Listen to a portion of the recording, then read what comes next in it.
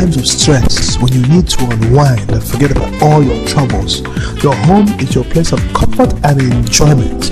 Your escape from all the rubbish is your home. So make your home your palace. So go now to clickfurniture.co.uk and choose from a wide selection of chairs, dining sets, TV stands, sofas, and many more at unbeatable prices. Go to clickfurniture.co.uk now or call 0800 987 8230.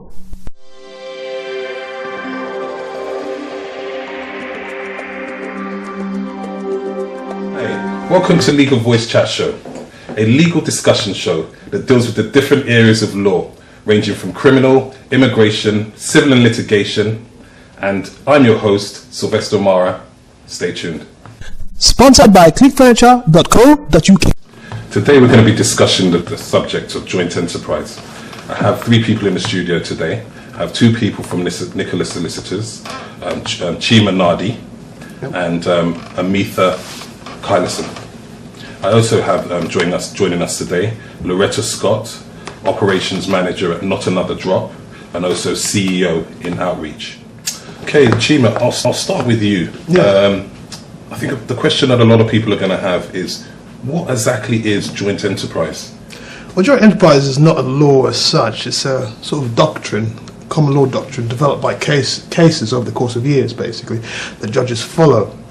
In essence, what it is that, in a nutshell, is that you can be guilty by association. To elaborate on that, basically, you can be guilty of someone else's crime if you're shown to have conspired with them, or you're shown to have encouraged them in any way. You can be guilty of the same offence commits, basically. Yeah. Okay, so you don't actually have to have actually committed the actual crime to be guilty of the crime. Is that what you're actually saying? I mean, yes. Is that correct, Amitha? Joint enterprise is basically where people will take a particular role in the commission of an offence. So, for example, in a murder, there may be one person that actually stabs somebody and causes the lethal blow. However, there may be people there that may hand the accuser the knife. There may be people there that would cheer on the person who stabs the victim. And the other people will be jointly responsible and jointly guilty as the person who's actually inflicted the fatal blow. So they would be, all three of them would be guilty of that offence, even though one of them has probably taken the role of actually putting the knife in. But it also depends on the circumstances as well, if you see what I'm saying. For example, two people decide to commit a robbery, for example, and whilst in the course of the robbery, one of the perpetrators stabs the victim. Yeah.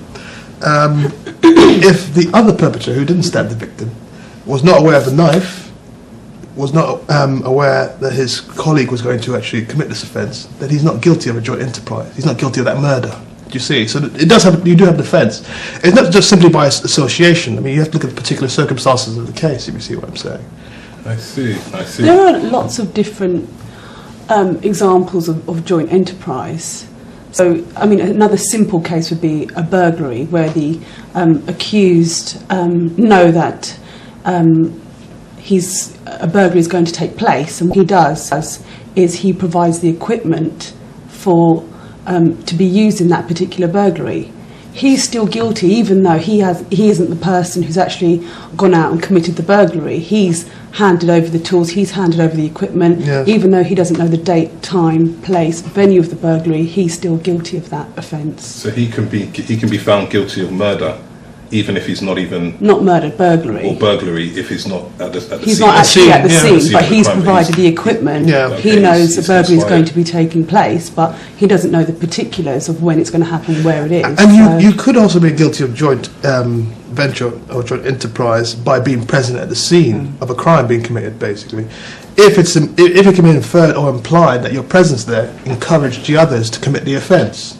Do you see? Encouraged the others to go ahead and do it. Okay. Or gave them the security that, they can do this without any problems or harm coming to them, do you see?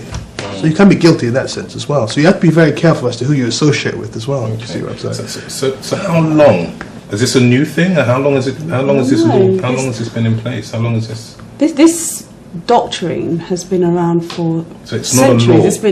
It's not a law. It's basically a doctrine, which is a set of rules or procedural steps that the court will follow, and it's been around for 300 years. Yes. Okay, so it's not a new thing. It's not Not something at all, No, it's not, that's no. just been brought in. Okay. No, but with the new knife crime offences have been shown in the media, basically, black and white violence and all these sort of things as well. It's becoming more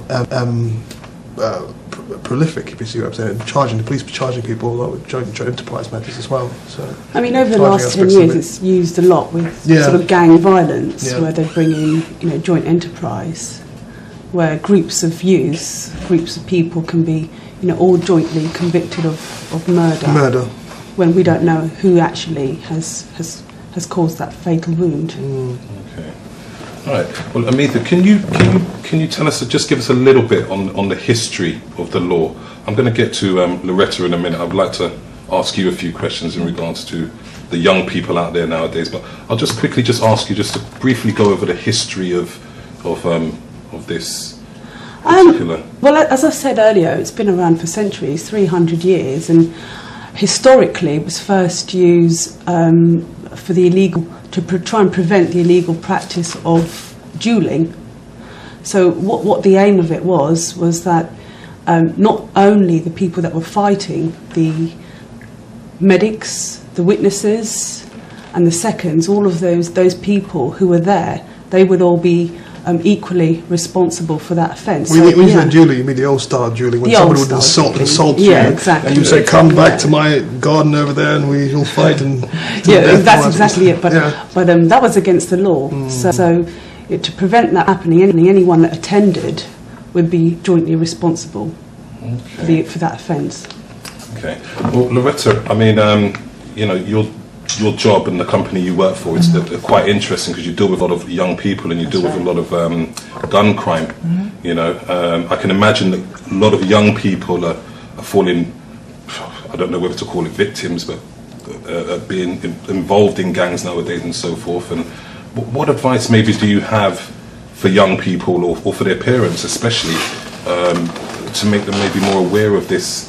I think, as Chima and Amitha have both said, joint enterprise has been around for over 300 years. There's nothing new about it. But with the media, now emphasizing gang culture and everything else, the police are now utilizing that doctrine, so the layperson, it's a law, and they're being convicted or charged, and at the very least, under joint enterprise.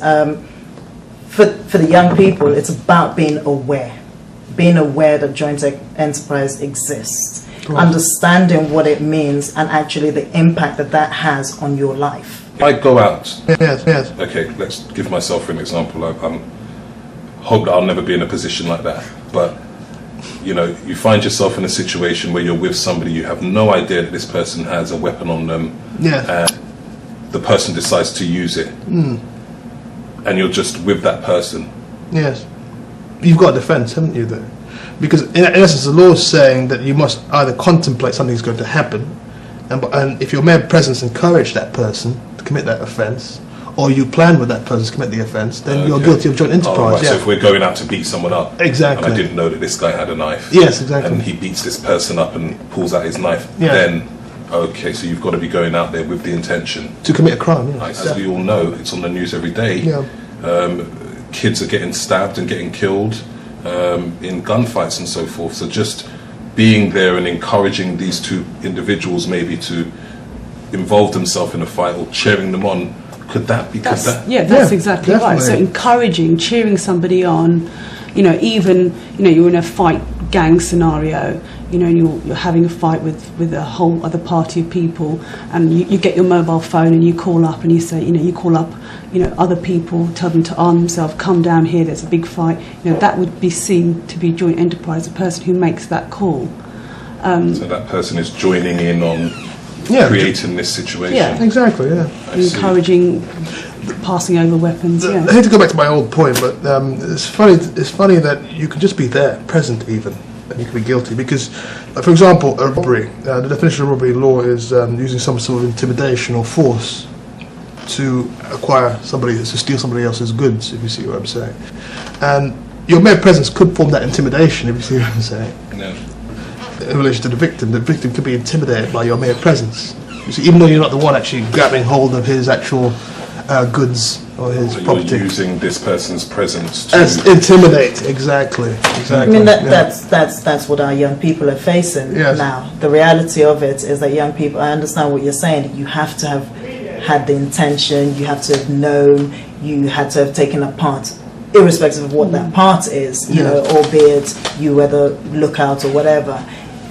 You know, to a lay person, being a lookout, yes, you knew that something was going to happen. You probably knew it was going to be some sort of violent act, and you do have a part to play.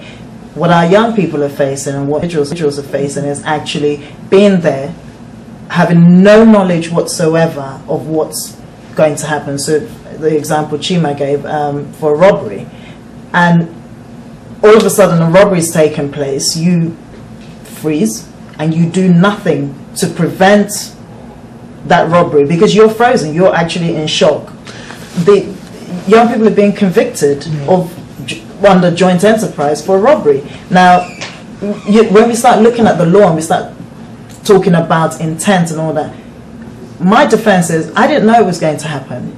I froze.